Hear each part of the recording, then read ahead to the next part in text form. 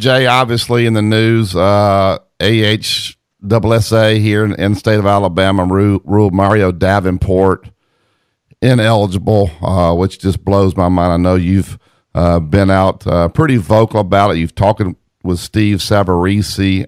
What is the latest on what you've heard from that? And to me, when you turn something in, it just seems like the punishment is way too severe. The way they've handled this, it almost would make me want to just cover it up. Hey, next time, just don't even send it in. They didn't even find it. What happened? They just kind of talk about this entire situation and how ridiculous it is. Well, I happen to think it's an ugly mess, and it reflects really poorly on the Alabama High School Athletic Association. It reflects poorly on Steve Savarese, who I believe is a nice guy. Otherwise, I believe he is overly rigid and inflexible. I spoke to him last Friday when I was actually in Alabama. I was at Alabama practice when he called me, returned my call, I should say, he was in New York and I was in Tuscaloosa. Very pleasant, very polite, but very stern when it came down to his role in this and sort of the application, what I would consider the unreasonable application of a rule. For those in your listening audience that haven't heard sort of the details of this, all this came to was Maori Davenport goes to Charles Henderson High School in Troy, Alabama. She played for they won a state championship last year in Alabama. She's one of the top 15 players in the country as a senior this year in Troy. And she played last summer for the USA Basketball under-18 World Championship team that played in Mexico City. They won a gold medal. It was coached by Jeff Walsh, the head coach at Louisville. As being a member of that team, only two or three players were still at high school eligibility. The rest were going to college the following year, which is pretty routine every year. And USA Basketball gives a stipend check to all the players. And routinely what they do year after year is they contact each high school athletic association to find out, hey, what are your rules on these stipends? So to make sure that when we send the check, we send it at the right amount, or don't send it at all, whatever it is. And they always do that. This year, they made a mistake, and all the checks got sent out. And the coach from Louisville happened to be recruiting Maori and called her and her mother for a recruiting call. And asked them, "Hey, did you get your check yet?" All the other women got the checks. They're supposed to be sending out the checks, I should say. "Did you get your check yet?" And they said, "What check?" And he explained to her, "Yeah, you get a stipend, completely legal, no problem." They got the check, they cashed it, great. Nobody really thought about it. And then in November, so this was in August. In November, USA Basketball realized, we made a mistake here. We need to check this out. They notified everybody that, hey, we may have made a mistake. We're not sure. And so the Mary's mother, Tara Davenport, called the association, alerted them to it. They sent the money back, and you would think that's the end of the story. Same thing happened with a player in Illinois. Illinois said, no harm, no foul. We don't even have an issue. They didn't have to make a ruling. They're done. She's eligible. Alabama said, nope. You're a pro, that you accepted the money. Doesn't matter whether it's a mistake. Doesn't matter whether the adults screwed up. You are ineligible for the year. No discussion. And to me, that's not, there was no intentional violating of any rule. There was no gain. The money was sent back. It's pretty clear in another state they handled it differently with the same rule.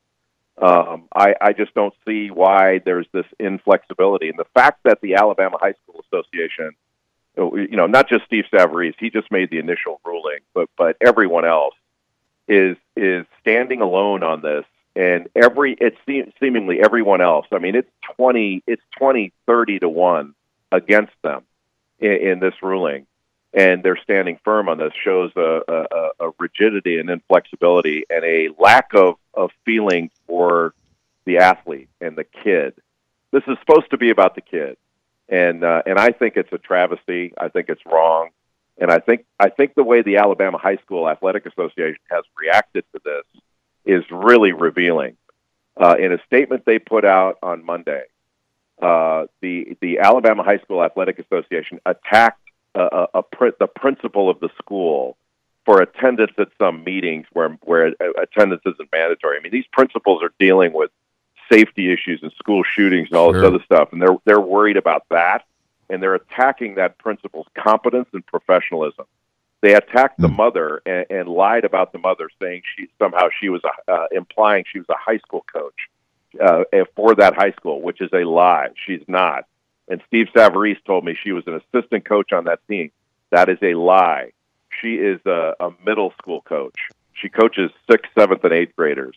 And to impugn her character in this, and the one thing, and I've droned on too long, and I apologize. But that's okay. That's great. Go ahead.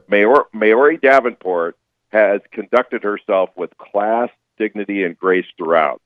And the one thing everybody should know is that the adults should take the lesson from her. She has not said one negative thing about another human being in this. And all the adults at the AHSAA, all they're doing is running around pointing fingers, protecting themselves, and trying to mete out this Old Testament justice in an unreasonable fashion, and it's really unseemly. Well, I just think that's absolutely ridiculous. Is there any chance, after talking to Steve, that that would be reconsidered? After talking to Steve, no.